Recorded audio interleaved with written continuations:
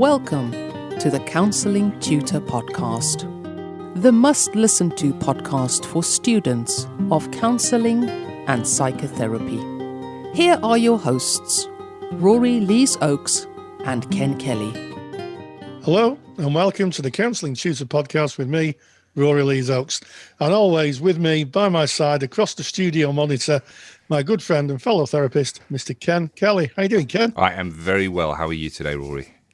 You find me very well, and we've got a cracking episode today, haven't we? We do indeed. Now, I apologise if I sound slightly different to normal. I have a bit of a sniffle. It's the change of the seasons here in the UK, and I generally pick up a sniffle at this time. So if I sound all deep and bassy, that's why. We're going to be kicking off episode 86 by speaking about touch in counselling.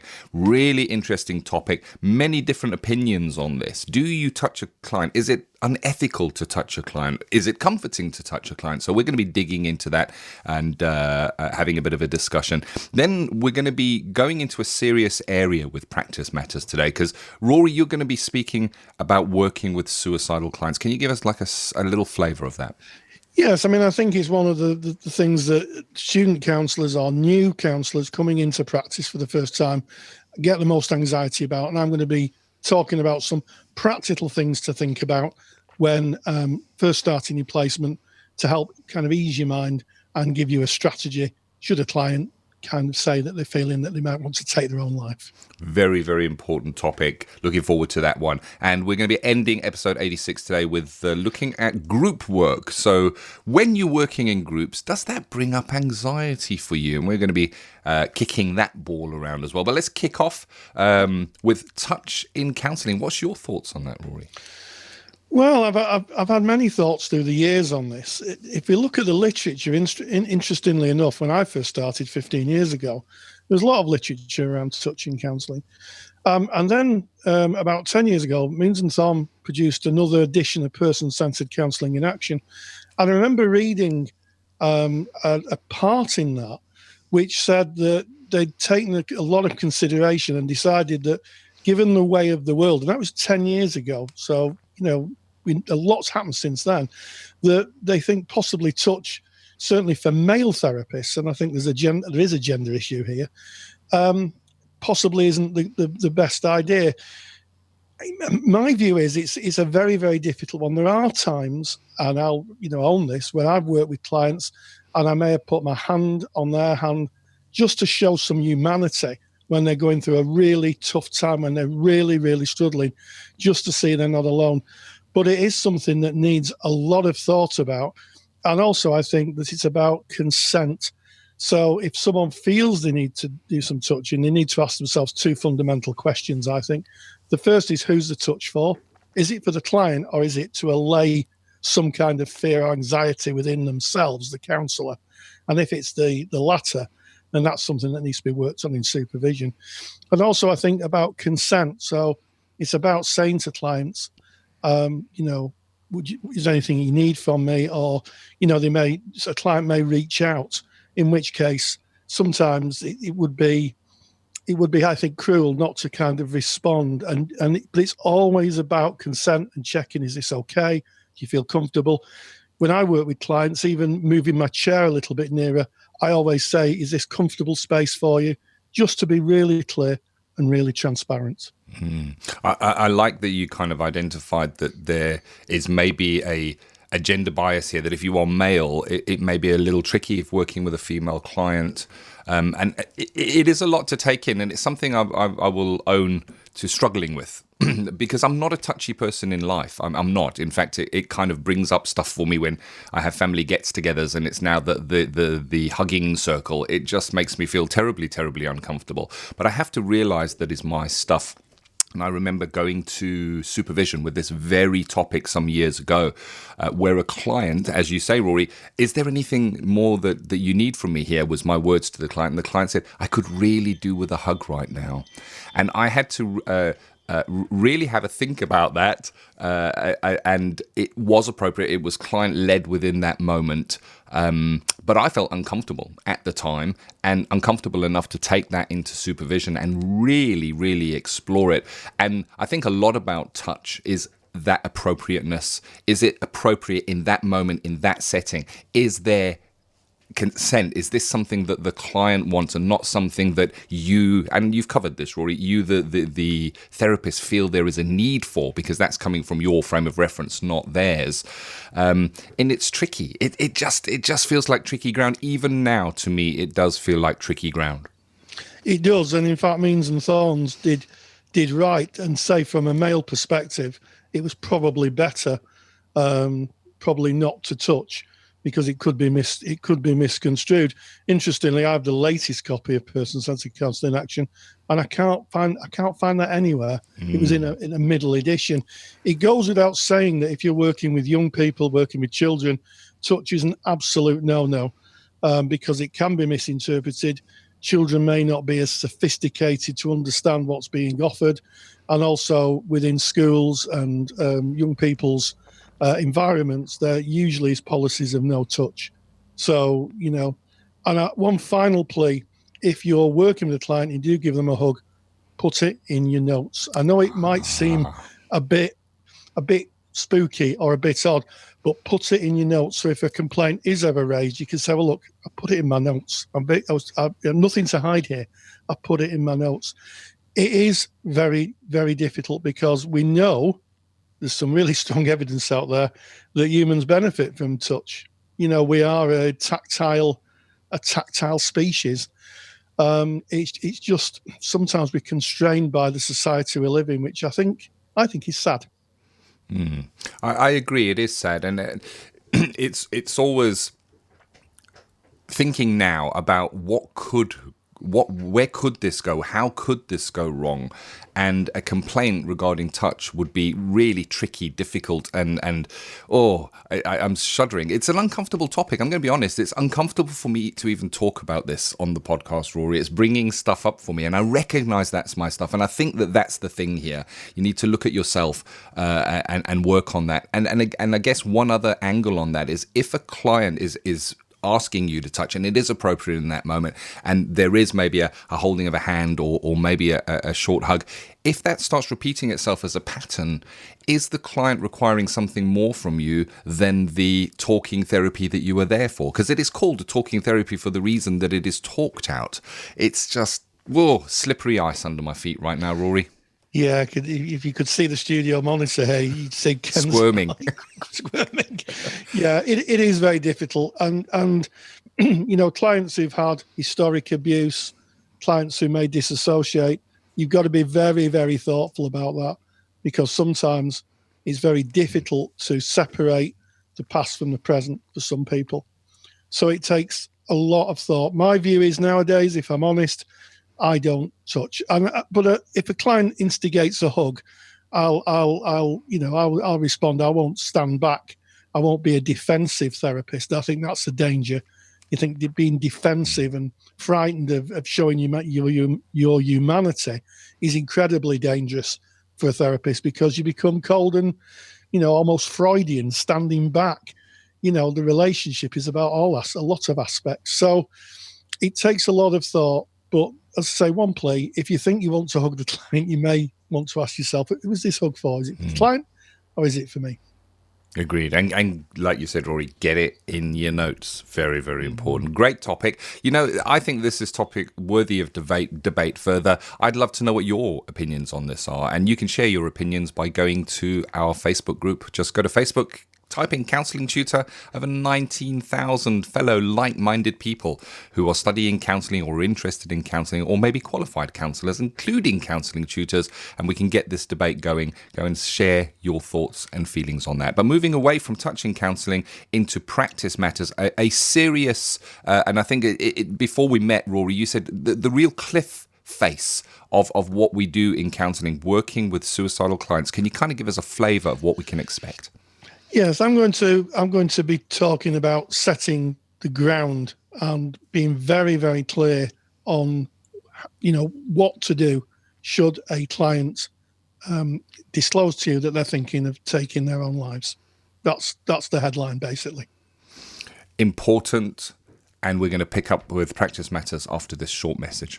Take the stress out of your counselling studies and get the support of Rory and I by joining us in the Counselling Study Resource.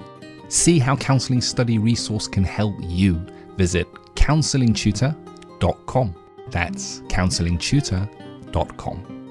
So before I start this part of the podcast, I just want to make it clear that this isn't a training course as such.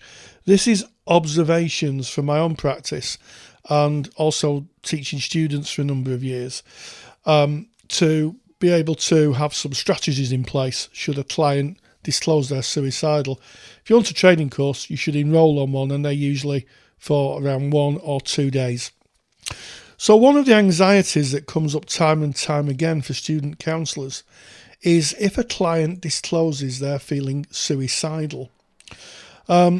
As with most things in counselling and indeed life in general, hoping for the best and planning for the worst is always a good policy. So here are some key things every student counsellor in a placement should know. So the first is find out what your organisation's policy is for disclosure, and if a client discloses they are feeling suicidal, what do you do? So you really need to know what the policy is and what you're expected to do in that situation. The second thing is be clear on the threshold of disclosure. So is it you have to disclose if a client mentions they're feeling suicidal, or if they tell you you have a plan? So you really need to know what triggers the threshold. Certainly in agencies I've worked in as a student, the threshold was quite low. And what happened was if clients even mentioned they're feeling suicidal, sometimes you would have to disclose. And the reason for that is because there was an acknowledgement that student counsellors may not have the experience of assessing that a more experienced member of staff might have. And it was better to do a kind of in-house referral just to check out where the client was and manage the risk. You also need to find out the person in the organisation you disclose to and what the procedure is. And crucially, what goes on after you've disclosed. You need to know the whole mechanism so that you're fully aware of the mechanisms that go on when you've disclosed and another member of staff's involved. In my former organisation, when I was a student, if there was a real clear and present danger, they would order a taxi and they would take the client down to accident and emergency and liaise with the psychiatric professionals there. And they would have someone meet them there, someone from the psychiatric team meet them there, usually a psychiatric nurse, if it was real, clear and present danger. So you need to know what the mechanism is. Remember that if a client discloses suicidal feelings or has a plan, it creates an opportunity for you both to explore what the client wants and needs. So this really is about not running out and running down the corridor in a panic, but really using the relationship to explore what the client wants. It may be that they explore a little bit of what's going on for them. It's an opportunity for you as a therapist to really understand the client and crucially make sure the client is understood, the client feels understood by you. If a client discloses they're feeling suicidal, as I said, don't panic. Explore what's going on and make sure they feel heard and try to explore what options they have for living. Sometimes talking about children, spouse or something they like doing can be a real anchor into the living. I've known a lot of people who've had suicidal feelings but won't act on it because they don't want to upset their children or their partner or miss out doing something they like. So those are usually really good opportunities. The other thing, and this was a kind of observation given to me by Dr. Ewan Gallivan, who's a researcher in the Republic of Ireland and an eminent researcher. I interviewed him, and that interview is in the CSR. We talked about working with clients who may be considering taking their own life, and he said sometimes gently reminding the clients if they're not there, therapy cannot continue. Therapy equals hope. When people come to therapy, they're hoping that something can change. And if they're not there, they cannot engage in it. So sometimes just reminding the client, if they're going through a difficult decision-making process, that they cannot engage in therapy if they're not there. In other words, what hope is there for change if they're not there to explore it? Make sure you have details of support groups or crisis lines to hand. It's no good saying to the client you'll send them on. Be prepared. So, like with anything in counselling, hoping for the best and planning for the worst is absolutely essential. So make sure you've got phone numbers of the Samaritans, or if it's a young person, Papyrus, or any organisation that they can use if they're in crisis. You can't be with them all the time. So it may be just giving those numbers out. It may be that if in the middle of the night they're really struggling, they can phone someone up like the Samaritans and get a sense of where they're at, and someone can talk to them. You know, being isolated is a big trigger for feeling suicidal and acting on it. So if someone's talking to someone, they're communicating, there's always hope. And hope is something that really is a strong word or a feeling when someone is being suicidal, the hope that they'll be able to see a different path and stay in the living. And finally, make sure you get the support you need. Supervision, if the incident has triggered a personal experience, and access your own therapy. So sometimes working with clients who are talking about ending their lives can be quite stressful for therapists. Can be very stressful for therapists. And indeed, new therapists, it can be very, very difficult. So, you can't be there for someone all the time. You can't stand over and watch them. So it might be that you get feelings of anxiety. Take that to supervision.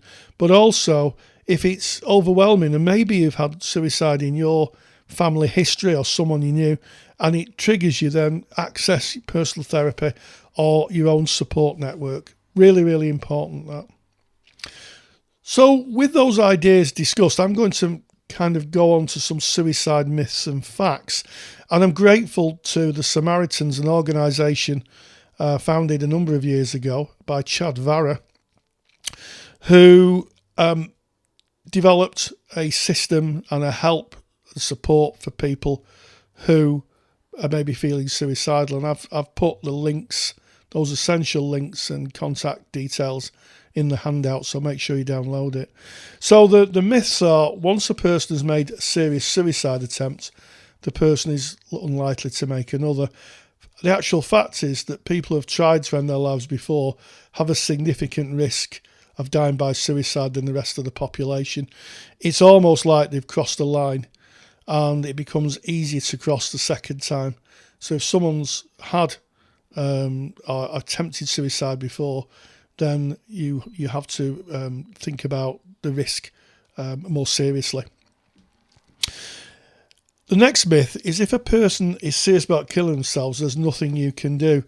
Well, actually, that's a myth, because the fact is that if you're feeling, or someone is feeling actively suicidal, it could be temporary, or someone may be feeling low or struggling to get support for a long time. And that is why getting the right kind of support at the right time is so important. So there is something you can do about it, and you can help the client. And that usually is about being there, listening to them, offering that support, but also offering any other form of support that could be useful. The other myth that comes up a lot is talking about suicide is a bad idea, as it may give someone the idea to try it. Suicide is a very, very taboo topic in society.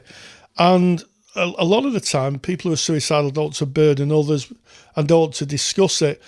But if you act directly about suicide, you actually give permission for the client to tell you how they feel. And sometimes it's just a huge relief for someone just to talk about it and what they're experiencing. And once people are talking and you've got people engaged and the client's engaged, there's a better chance of looking at other options. So talking about it will absolutely not give someone the idea to try it.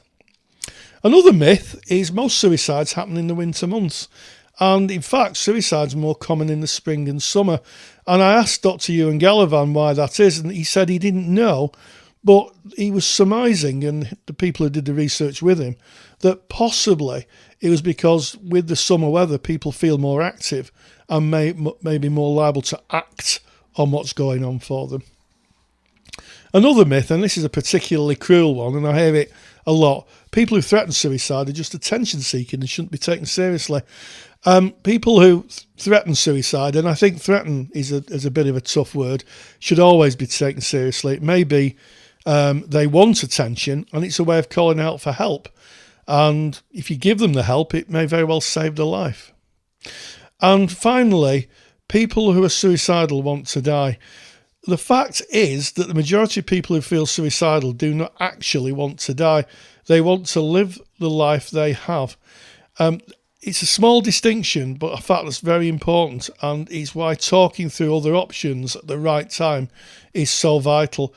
In my experience as a practitioner, when this has come up in my practice, just talking through options and talking about it and engaging with it in a way that's open, non-judgmental, and certainly non-fearful from the side of the therapist is just so beneficial. You never know, just by talking about it and allowing someone to speak, you might very well save a life.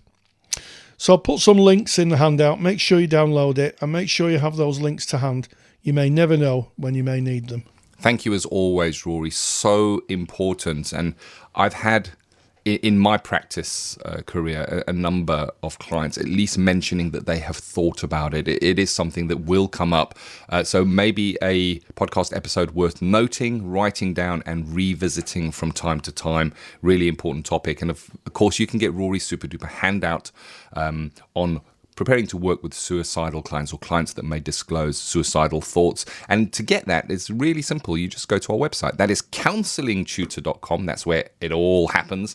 At the very top, you'll see that we have a tab on our menu bar that says podcasts. Click on podcasts, go to episode 86. There you'll find all of the show notes, as we call them. That's all the notes from today's episode with all the links that we may mention. And you can download Rory's super handout from that very page. And of course, if you are already a member of our paid for resources, which is the Counselling Study Resource or the Handouts Vault, that has already been added to your resources for you. So no need to go to the page. You can just log in and download it straight away. And if you're wondering what is this Counselling Study Resource, well, we spoke about it before Practice Matters, and we'll put another link into that for you at the end of today's program. But moving on to something that comes up again and again in our group. And I'm using the word group because we're about to speak about groups, and I'm talking about our Facebook group. So often we hear about the anxiety that comes up for some learners when working in groups. What's your thoughts on that, Rory? Yeah, I mean, I taught for just over a decade, and one of the things that creates a lot of anxiety, I think, for students meeting new people is what they're going to disclose about themselves. And certainly in the skills, it can become quite difficult. So I think if there's any tutors out there, and I'm sure they're all doing this, a good group contract is really, really important right at the beginning as the group starts to form, so that everybody knows exactly the limits of confidentiality, that they share what is appropriate for them, that they're not forced to share, and that's okay. They can talk about what they want. So I think that's a big takeaway. If anybody's listening and thinking, I feel a bit anxious about talking about myself, well, just share what you feel comfortable with. And, as trust builds, it might be you share a little bit more. And I also think that in skills work, in practice, it's quite difficult when people bring made-up stories. And I know I've seen this from time to time, and I know you have, Ken. People bring made-up stories, and you can only go so far with that unless you're a professional actor and you've created a whole backstory to the character you've invented. It's really, I think, unfair for the person who's doing the listening, because they can only get so much. They can't really understand what's going on, and unless you've happen to have a student who's a professional actor and has got a whole character they've developed. So sharing your own story is really important, but it does create anxiety. I know people have taken me to one side when I was teaching and said, I'm really worried about doing skills, and I'm very worried about talking to people and what will people think. And it's all part of the growth process, Ken. It is, and I can recognize it also from standing beside you and tutoring counselling. And there are different forms that group may take. So the one that you've mentioned there, Rory, is skills practice, where you may be working in pairs, triads, or maybe something called counselling in a fishbowl, where you'll have a small group of people watching you as you practice your skills or bring your material. As you've quite rightly said, Rory, it's about being safe, keep safe, your own safety first. And you don't have to bring heavy material. You can bring how your day was. You can bring a bad day you had. You can bring a good day you have, because certainly clients bring that kind of material from time to time into our counselling rooms. It doesn't have to be some deep, dark tragedy that you have to dredge up there. Within a group contract, and as the relationships, I guess, mature through your studies, you may find yourself choosing to bring more into those situations. But there's different flavors of groups. Another group is a personal development group where you may sit. And how do you feel within a personal development group? Do you feel that you can bring information? Do you feel anxiety within that group? When your class and your peers are split up into small groups to do group discussion, and maybe you have to present that back to your other peers, how do you feel within that situation? How are you within a group? And counseling is about personal development as much as it is about learning the skills and the theory. And feeling maybe anxiety within a group is a great opportunity to look into self and ask what that's about. And hey, who knows? Maybe you get to the point where you dare to even mention that in a personal development group and say, you know what, I'll be honest with you, I feel anxiety in some of our group situations, and see where that goes. It's interesting. It is. And I also, if there's another plea, I've been doing a lot of pleas in this podcast, but if there's another plea, try to work with different people. It's noticeable that as a tutor through the years, people tend to get into little kind of diasporas, little groups, or diaspora, I think is the correct pronunciation. And it's good to rotate. A good tutor will say, work with someone else. Don't work with that person. You work with those people, 3 times this month. Work with somebody else. And I think, part of becoming a counsellor is certainly listening to other people's voices, but it's also about finding your own voice, Ken. Oh, I like that. I like that so much. When you're speaking about this, it's pretty relevant at this time. It's near the beginning of the UK academic year. Many new groups are coming together. And one of the things that is interesting to me is where we choose to sit within a group. So when you walk into your lecture theatre or into your class or wherever you're getting your training from, do you sit in the same chair next to the same people each time? Or do you choose to kind of move it around a bit and push your own comfort zone, I guess? Because that's an interesting one. Shuffle it around. Like you're saying, Rory, don't work with the same people all the time. But yeah, again, this is an interesting episode for me because groups was something else I struggled with a little bit in the very beginning. And I recall, and maybe that's why I kind of mentioned it earlier, I recall when I found the inner courage to share it with the group in PD, and it was very, very interesting feedback. I left with a different perspective on it. Absolutely. And some devilish tutors, like no names mentioned, sometimes after a few weeks get the group to stand up and move around and sit next to different people. How awful of that particular tutor. But a good tutor will do a group contract. That's really essential at the beginning, so everybody knows where they are. Maybe an icebreaker if you're going into a new group. If you're starting your studies new, it might be an icebreaker. And try and work with everybody. The key here is everybody's got something to offer. I agree. There's much power in a group, isn't there, Rory? It's a very powerful dynamic within a group. And we, again, saw this in tutoring where new academic year, you may have learners coming from different places. You may have people that are progressing within the same learning institution. Well, I'll just use a college, for example, from within the same college, joined by people from a different college that maybe did their level 3 at a different college, and they're coming together. And words that I would hear are our group. And it's interesting that the our group thing can last for months and months and months. The old group, I feel most comfortable with the people that I did my last year's training on. And the reality is, when you walk away from that initial group that you were part of, so the end of your studies, that's it. The group disbands, it dissolves, it goes away, and it becomes a brand new group. You are all new in a new group.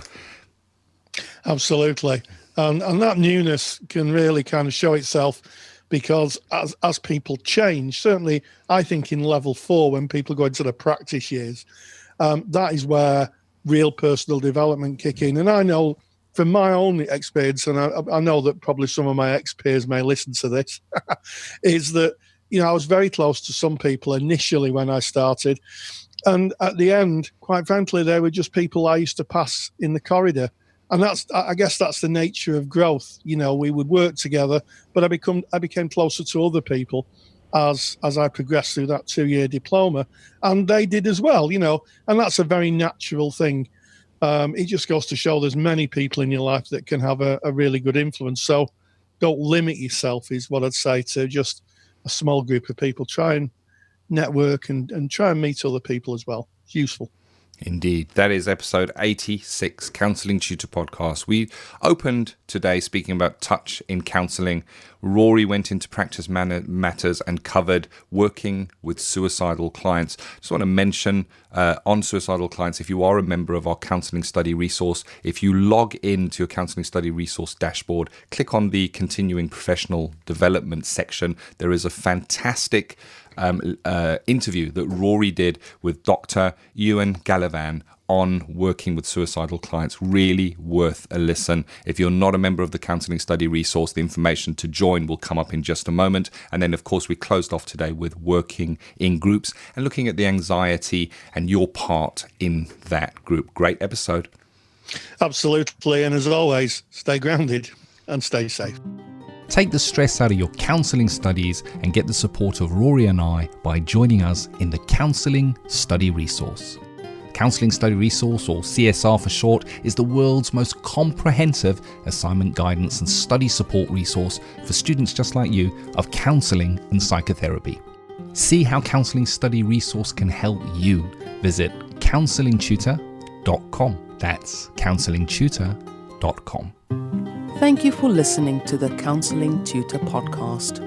Find the show notes for this episode on our website at www.counsellingtutor.com.